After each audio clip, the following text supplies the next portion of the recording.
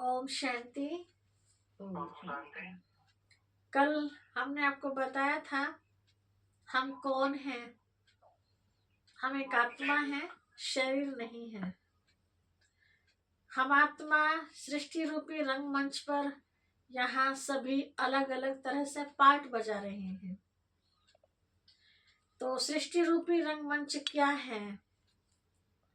जो आज तक हम सुनते आए थे कि 3 दुनियाएं होती हैं। तो 3 दुनिया कौन सी है जिसको 3 लोक कहा जाता है? आप चित्र में देख रहे हैं, यहाँ तीनों लोक दर्शाए गए हैं। नीचे साकार मनुष्य लोक है ये, जहाँ हम सभी पार्ट बजा रहे हैं चांद सितारों की दुनिया में, जिसको पृथ्वी कहा गया है। दूसरा सूक्ष्म लोक है, जहाँ ब्रह्मा विष्णु महेश दिखाए हैं। उसके ऊपर लाल सुनहरे प्रकाश की दुनिया है, इसको ब्रह्मलोक, परम धाम, शांति धाम, निर्वाण धाम, मुक्ति धाम या 7वां आसमान भी इसको कहा जाता है। अनेक नामों से इस दुनिया को जाना जाता है। इस दुनिया में हम सब यहाँ पार्ट बजाने के लिए आए हैं। बहुत सारी बातें हम बड़े बुजुर्गों से सुनते आए हैं, लेकिन सुनकर के कभी उसके ऊपर हमने विचार नहीं किया। आज विचार करेंगे उन बातों पर। हम इस दुनिया को हम सब सुनते आए हैं कि ये दुनिया एक मुसाफिर खाना है। हम सब यहाँ कुछ समय के लिए मुसाफरी करने के लिए आए हैं, और जब मुसाफरी पूरी हो जाती है तो वापस अपने धाम चले जाते हैं। दूसरा, इस दुनिया को चिड़िया रैन बसेरा भी कहा जाता है। जैसे चिड़िया कभी भी एक डाल पर नहीं बैठती, डाल हमेशा बदलती रहती है, इसी तरह से हम आत्माएं भी इस सृष्टि रूपी रंगमंच पर जब आते हैं पार्ट बजाने, तो अलग अलग जगह कर हम पार्ट बजाते हैं। आज इस परिवार में पार्ट बजाया, पिछले जन्म में कहीं और थे, अगले जन्म में कहीं और परिवार में होंगे। तो यहाँ ये मुसाफिर खाना भी है, चिड़िया रैन बसेरा भी है, और इसको सृष्टि रूपी रंगमंच भी कहा जाता है। जैसे मंच पर हम सब देखते हैं, एक्टर आते हैं, अपनी एक्टिंग पूरी कर वापस अपने घर चले जाते हैं। तो ऐसे यहाँ सृष्टि पर भी हम सब आते हैं, हर एक अपना अपना पार्ट, जैसा उस पिता परमात्मा ने भरा है हमारे अंदर पार्ट, वो पार्ट प्ले करके वापस हम अपने घर चले जाते हैं। ये दुनिया एक तरह से हमारे लिए हमेशा के लिए घर नहीं कहेंगे, इसको हम कहेंगे कि दुनिया में आए हैं तो मेहमान बन करके आए हैं, है ना। ये चिड़िया रैन बसेरा, ना घर मेरा ना घर तेरा, ऐसा कहा जाता है ना। तो ना घर मेरा है ना घर आपका है, तो इसका मतलब है कि हम सबका घर कहीं और है। तो हम सबका घर कहाँ है? देखिए, जब हम कभी बहुत दुखी होते हैं, यहाँ तक कि पशु पक्षी को भी आपने देखा होगा, जब बहुत दुखी होते हैं तो ऊपर की तरफ मुंह करके हम रोते हैं, है ना। कुत्ते को भी आपने देखा होगा, बिल्ली को भी, है ना, और किसी को देखा होगा, तो दुखी होकर किधर मुंह होता है उनका? ऊपर की तरफ होता है ना। दुखी होकर हम ये भी कहते हैं कि पता नहीं ऊपर हम कब जाएंगे, हमें मुक्ति कब मिलेगी, हमें हमेशा के लिए शांति कब मिलेगी। तो मुक्ति कहाँ है, शांति कहाँ है, हम याद तो करते हैं, लेकिन उस जगह का हमें पता नहीं है। तो 3 लोक में यही दर्शाया गया है कि हम सभी मनुष्य आत्माएं इस सृष्टि पर आई हैं परम धाम से। ये 5 तत्वों की दुनिया है। छठा तत्व ये बीच में दिखाया है, जिसको सूक्ष्म लोक कहते हैं, और ये 7वां आसमान कहा गया है, जिसको हम परम धाम बता रहे हैं। आपको अनेकों नामों से इसको जाना गया है। तो आत्मा जब सृष्टि पर आई थी, कल हमने आपको बताया था, आत्मा बिल्कुल प्योर थी, लेकिन आज इम्प्योर हो गई है, मतलब पाक थी और आज नापाक हो गई है। तो अब वापस जाने का हम सबका समय आ चुका है। जो हम कुरान में भी ये शब्द पढ़ते हैं कि जो भी आत्माएं शरीर छोड़ती हैं, ऐसे अलग अलग शास्त्रों में अलग अलग मान्यताएं बताई हैं, है ना। लेकिन सत्य क्या है उसको हम जानने की कोशिश करेंगे। मानते हैं ऐसा कि अल्लाह ताला आएगा दुनिया में और सभी रूहों को कब्रों से निकाल के सातवें आसमान पे ले जाएगा, मतलब अपने लोक में ले जाएगा, अपने धाम ले जाएगा। क्या ये सही बात है कि जो भी आत्माएं, जो भी रूह शरीर छोड़ रही हैं तो वो कब्र में दबी हुई है? क्या कहेंगे? कब्र में दबी हुई है? ऐसा नहीं है। कब्र यहाँ जो बताया गया है शरीर को बताया गया है कि जो भी रूहें पाठ बजा रही हैं, हम सभी रूहें इस जिस्म रूपी कब्र में दबी हुई हैं। हम अपने असली स्वरूप को भूल गए हैं कि हमारा असली स्वरूप क्या है। तो देह एक मिट्टी है ना, तो इस मिट्टी में अपने आप को इतना लिप्त कर लिया हमने, अपनी पहचान असली हम भूल गए हैं। तो इस मिट्टी रूपी, इस देह रूपी कब्र में दबे हुए हैं। अब इस कब्र से वो परमात्मा पिता आके हमें बाहर निकाल रहा है, अर्थात याद दिला रहा है, बच्चे तुम देह नहीं हो, तुम देही आत्मा हो, तुम तो रूह हो। तो हमें जागृत अवस्था में लाता है। तो अभी तक जैसे आपने देखा होगा, कोई एक्टर किसी तरह की कोई एक्टिंग कर रहा है, रामलीला में आप देखते हैं कोई राम का पार्ट बजा रहा है, कोई रावण का, कोई हनुमान का, कोई अंगद का, कोई किसी का। तो जब वो पार्ट बजा रहे होते हैं तो उस नाम से जाने जाते हैं। वो ड्रेस धारण करते हैं, जैसे उनका पार्ट पूरा हो जाता है तो ड्रेस बदल देते हैं। क्या उस समय भी वो उसी नाम से जाने जाते हैं? क्या कहेंगे?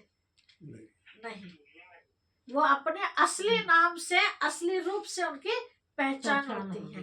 वो रूप उनका, वो नाम थोड़े समय के लिए मिला था। बताते हैं कि एक बार एक राजा का बच्चा थोड़ा खेलता खेलता महल से बाहर निकल गया, किसी का ध्यान नहीं गया। खेलते खेलते महल से बाहर निकल के जंगल पहुंच गया। शाम हो गई, बच्चा वापस आ ना सका, थके हर एक पेड़ के नीचे बैठ गया। रात हो गई, बैठे बैठे बच्चा सो गया। वहां रात को गीदड़ आए और गीदड़ उस बच्चे को उठा करके ले गए। गीदड़ ने बच्चे को कुछ नहीं नुकसान पहुंचाया, बल्कि अपने बच्चे की तरह उस बच्चे को उन्होंने पालन पोषण किया। वो छोटा सा बच्चा उनके बीच में पलते पलते बड़ा हो गया। काफी खोज की, बच्चा नहीं मिला। राजा बहुत तनाव में हो गया, कुछ समय बाहर भी नहीं निकला राजा। थोड़ा सा वर्ष बीत गए तो राजा को बहुत समझाया कि महाराज ऐसे कैसे काम चलेगा। तो मन बहलाने के लिए उनको जबरदस्ती शिकार के लिए लेके चले गए। थोड़ा सा मन हल्का होगा राजा का, बहुत टेंशन में है ये समझ के। तो जैसे शिकार खेलने के लिए गए राजा, उसका मंत्री, उसके कुछ सिपाही, तो देखा भरे जंगल में गिद्धड़ों का एक झुंड था और वो इन ग्रुप को देख करके गिद्धड़ों का झुंड भागने लगा। तो झुंड के बीच में एक बालक पाया। देखा, कैसे पता चला कि ये बालक है? गीदड़ की छलांग क्या होगी और उस बालक की छलांग क्या होगी? वो तो इंसान का बच्चा था ना। उस बच्चे को पकड़ लिया और उससे पूछा कि तुम कौन हो, कहाँ के रहने वाले हो? तो बच्चे ने जवाब दिया, मैं गीदड़ का बच्चा गीदड़ हूँ। क्या ये सत्य था? नहीं, है ना। लेकिन उनके बीच में वो पलते पलते उसका स्वभाव कैसा बन गया? गीदड़ जैसा बन गया। उसको पकड़ के महल में लाए, उसको नहलाया धुलाया, कपड़े आदि पहनाए, फिट करके फिर उससे पूछा कि अब बताओ आप कौन हो? तो भी उसने यही जवाब दिया कि मैं गीदड़ का बच्चा गीदड़ हूँ। समझ में नहीं आया कि कैसे इसको समझाया जाए। तो एक विद्वान आए, उन्होंने उसको समझाने की कोशिश की। कैसे? एक दर्पण मंगाया, शीशा, और शीशे को उस बच्चे के सामने रखा। उस बच्चे से दूसरे व्यक्ति का परिचय कराया कि देखो ये है और ये इसका पिता है। तो कैसा है? तो बच्चे ने बताया दोनों एक से है। फिर दूसरे का दिखाया ऐसे। फिर ऐसे कुछ पशु पक्षी लाए गए, जैसे तोता लाया गया, तोते का बच्चा। तो तोते का बच्चा कैसा होगा? तोता जैसा। खरगोश का बच्चा कैसा होगा? खरगोश जैसा। ऐसे उसे समझाया और फिर शीशे के सामने उसको खड़ा करके उससे पूछा। एक गीदड़ का बच्चा भी लाया गया। उससे पूछा देखो ये गीदड़ है, ये गीदड़ का बच्चा कैसा? तो उसने कहा उसके जैसा। अब उसको कहा आप देखो सामने शीशे में, आप किसके जैसे लग रहे हो? तब उसको ये बात समझ में आई कि मैं इंसान का बच्चा इंसान है ना।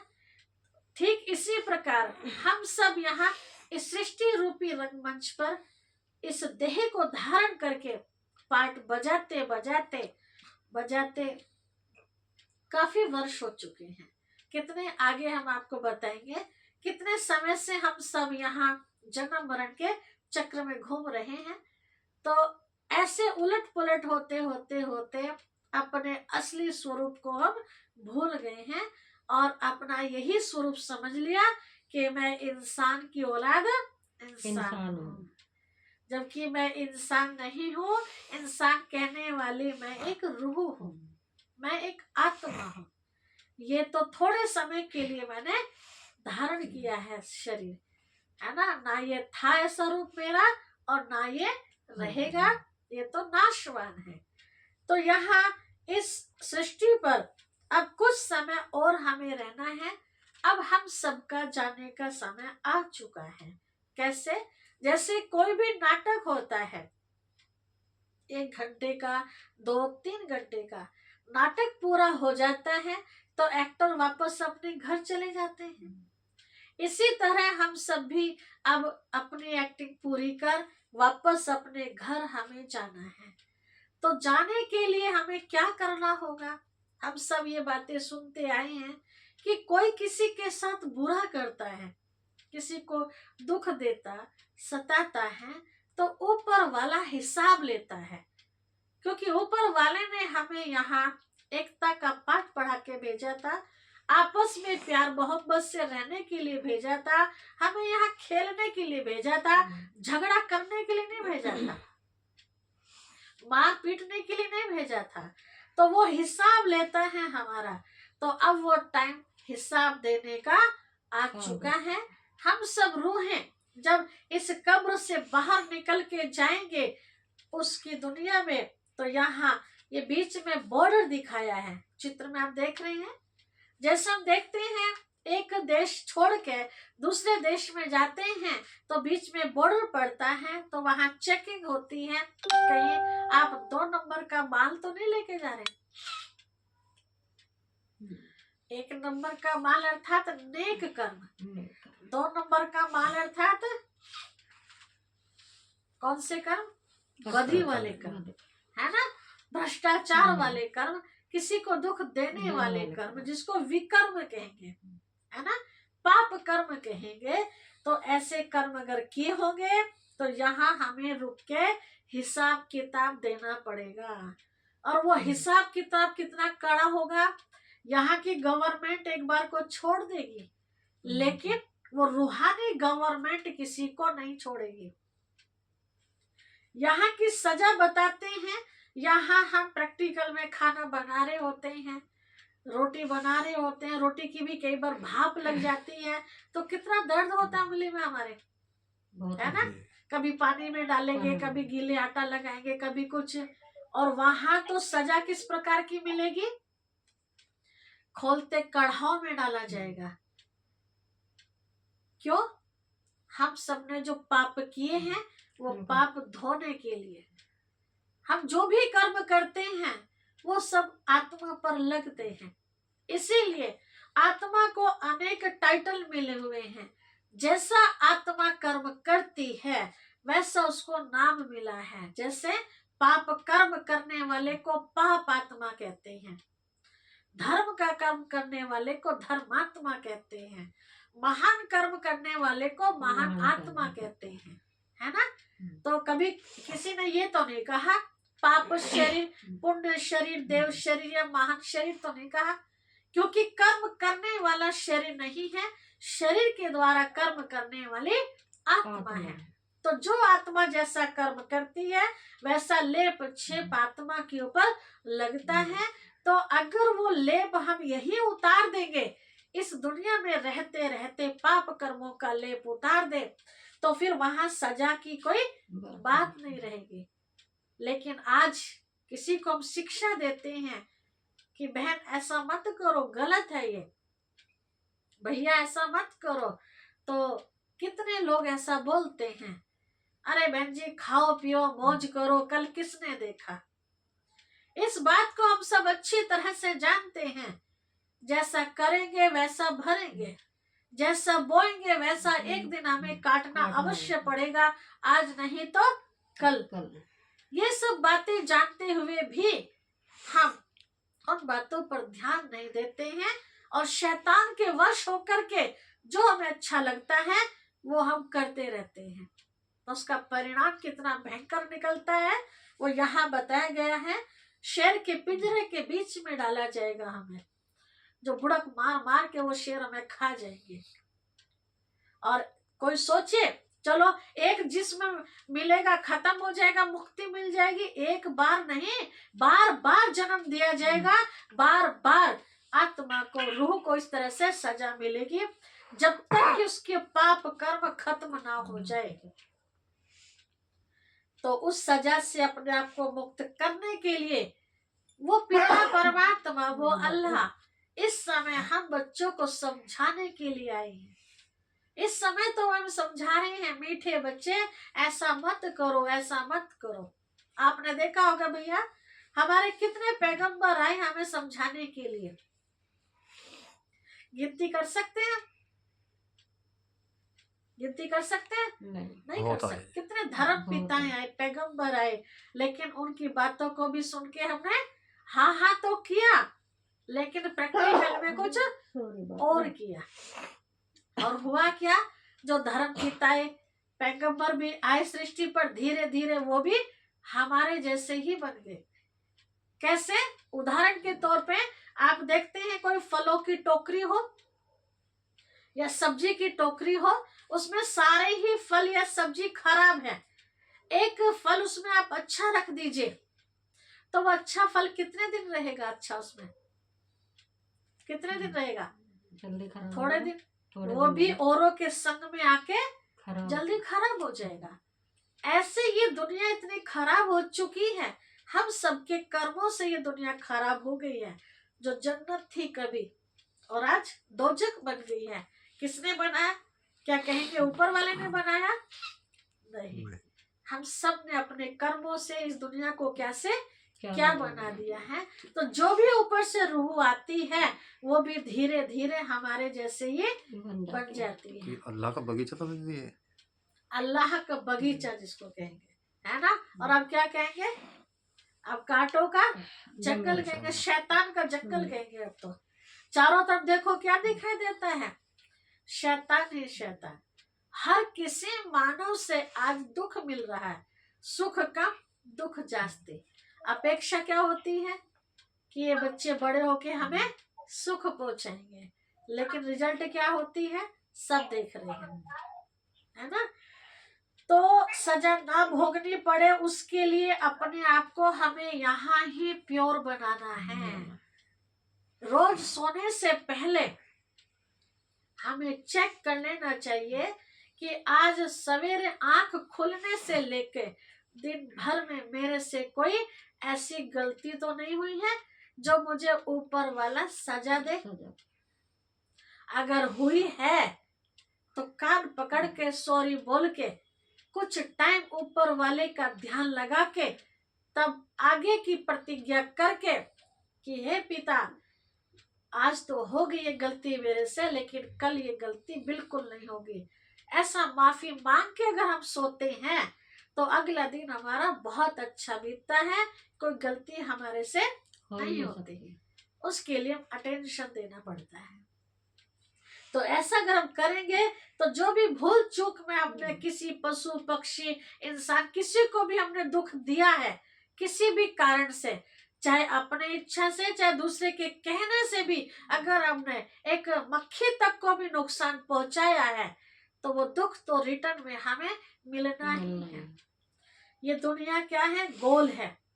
आप देखते हैं कोई गुंबज होता है, कोई खाली मकान होता है या कुआं होता है, आप उसमें मुंह डाल के जितनी तेज आवाज से बोलेंगे ना तो रिटर्न में क्या मिलता है, प्रतिक्रिया मिलती है, उसकी डबल होके आवाज मिलती है ना। तो ये सृष्टि का नियम है, जैसा हम करेंगे उसका डबल होके हमें मिलना ही है। अच्छा करेंगे तो अच्छा, बुरा करेंगे तो बुरा। यहाँ हर एक धर्म पिता ने जो भी महान आत्माएं आई है सृष्टि पर, हर एक धर्म में एक ही बात हमें सीखने को मिली है, ये पाठ पढ़ाया है कि आप दूसरे के साथ ऐसा ही व्यवहार कीजिए जैसा कि आप अपने साथ चाहते हैं। तो हम अपने साथ कैसा व्यवहार चाहते हैं कि हमें कोई दुख दे, हमें कोई धोखा दे, हमारी कोई बेइज्जती करे, ये चाहते हैं? नहीं। क्या चाहते हैं? सब हमारा सम्मान करें, सब हमसे प्यार से बात करें, है ना, सब हमारे सामने ईमानदारी दिखाए, ये चाहते हैं ना जी। तो ऐसा जो हम चाहते हैं ऐसा अगर हम करेंगे तो सचमुच वो पिता परमात्मा अल्लाह हमारी गलतियों को जरूर माफ कर देगा। लेकिन अगर हम अपने आप को परिवर्तन नहीं करेंगे तो फिर वो कहता है बच्चे आना तो तुम्हें वही है, अपने घर, दूसरा तो कोई ठिकाना है नहीं, है ना। और ये सब जानते हैं अच्छी तरह कि यहाँ सदा के लिए कोई नहीं आया है, एक ना एक दिन सबको वापस जाना ही है। तो जाना है तो क्यों ना प्यारे भाइयों बहनों आज से हम इस बात को समझ लें कि जैसे स्वरूप में आए थे, प्योर स्वरूप में पवित्र बनकर आए थे, ऐसे पवित्र होकर ही वापस हमें जाना है। जैसे एक माँ अपने बच्चे को साफ सुथरा करके बाहर खेलने के लिए भेज देती है, बच्चा खेलने चला जाता है, बाहर अगर वो नाली में सन के आए या कोई और गंदगी में सन के आए, वापस जब घर में आता है तो क्या माँ उसे कहेगी कि ठीक है बेटे कोई बात नहीं, आ जाओ बिस्तर पे बैठ जाओ, कहेगी? नहीं, कमरे में भी नहीं घुसने देगी, बिस्तर तो बहुत दूर की बात है। देखते ही माँ पानी की तरफ इशारा करेगी, जाओ वहां धुलाई करके आओ। बच्चा नहीं मानता, जबरदस्ती अंदर घुसने की कोशिश करता है, तो माँ कितना भी बिजी होगी काम छोड़ के भी उस बच्चे को पकड़ेगी और जबरदस्ती पानी की तरफ लेके जाएगी। बच्चा वहां भी अगर नहीं मानता, हाथ पांव पीटता है, तो क्या करेगी माँ? छोड़ देगी, कोई बात नहीं चलो अंदर। क्या कहेंगे भाई जी? लेके जाएगी, लेके जाएंगे? ऐसे गद्दे को ले जाएगी घर में अंदर? साफ सुथरा करके। हाँ, तो और टाइट करेंगे, टाइट से भी बच्चा नहीं मानता तो सीधा थप्पड़ भी लगाएगी उसको, लेकिन गंदा लेके नहीं जाएगी, साफ करके ही लेके जाएगी। तो ऐसे वो पिता परमात्मा हमारी माता भी है ना, वो पिता भी हैं, शिक्षक भी हैं, बहुत सारे संबंध उसके साथ हमारे हैं। तो इस समय वो साफ कर रहे हैं, प्यार से हमें रास्ता बता रहे हैं कि बच्चे भूल चूक में जो भी तुम्हारी आत्मा रूह पे दाग लग गया है पाप कर्मों का, इस दाग को यहीं पर खत्म कर दो, नहीं तो वहां ये दाग बड़ा भारी पड़ जाएगा।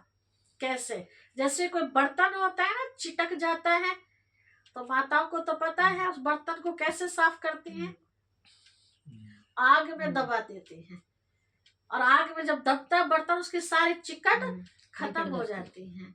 तो ऐसे आग में भी हमें डाला जाएगा, तो वो मौका ना देखना पड़े। तो जाना तो है, एक है प्यार से जाना और दूसरा है मार से जाना। तो कैसा पसंद है हमें? प्यार से जाना। रिजवान भाई जी, हाँ जी, कैसे जाना पसंद है? प्यार से पसंद है। प्यार से, है ना? तो अब प्यार से सही। वो हमें समझा रहे, बच्चे भूल चूक से भी किसी को हम दुख ना दे दे। अब तक जो हो चुका तो उसको हम माफी से अपना पाप आधा कर सकते हैं, सारा तो खत्म नहीं होगा। ठीक है, तो अब अपने को रोज हमें ये शिक्षाएं सुननी है और उसको प्रैक्टिकल अपने जीवन में उतारना है, तभी हम बिल्कुल निसंकोच होके अपने धाम सातवें आसमान सही तरीके से जा सकते हैं। ठीक है भाई जी। जी कल हम आपको बताएंगे कि हम सबका घर तो परम धाम है, ये तो जान लिया। तो जो हम सबका घर है तो जरूर है कि हमारे पिता का घर भी वही होगा। तो हम सबका पिता कौन है? जब सब नारा लगाते आए हैं, हिंदू मुस्लिम सिख ईसाई आपस में सब भाई भाई, तो भाई भाई है तो जरूर है कि हम सब एक पिता के बच्चे हैं। तो वो पिता कौन है, कैसा है, कहाँ रहता है, ये जानकारी कल मिलेगी। अच्छा, ओम शांति। ओम शांति।